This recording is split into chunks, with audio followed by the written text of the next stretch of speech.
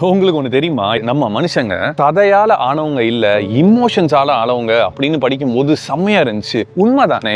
நமக்கு இமோஷன் எவ்வளவு இம்பார்ட்டண்டா இருந்திருக்கு நமக்கு சின்ன வயசுல இருந்து. அது புக்குக்குள்ள வச்சு மயிலருக்கு குட்டி போடுறதுன்னு சொல்றதா இருக்கலாம், ஒரு சமையல் வாசனை, புது புக்ல இருந்து வர்ற வாசனை, அந்த ஒரு விஷயத்த நினைச்சாலே நமக்கு இமோஷன்ஸோட அப்படியே அட்டாச் ஆயிருது இல்ல.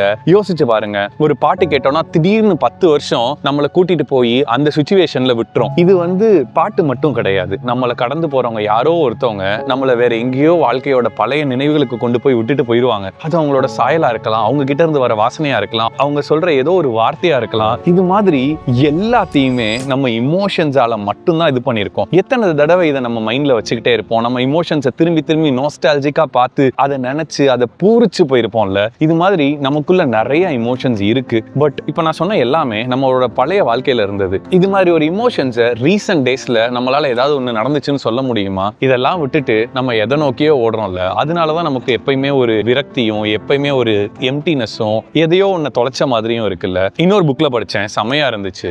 எமோஷன்ஸ்க்கு தீனி போடலனா அது செத்துரும். ஒரு மனுஷன் உயிரோட இருந்தாலும் அவன் இமோஷன்ஸ் இல்லைனா செத்தவனுக்கு தான் சமம் அப்படின்னு. பேங்க் பேலன்ஸ் எவ்வளவு இருக்குன்னு பாஸ்புக்ல செக் பண்ணிட்டே தான் இருக்கும். இமோஷனல் பேலன்ஸ் எவ்வளவு இருக்குன்னு நம்ம செக்கே பண்றது இல்ல.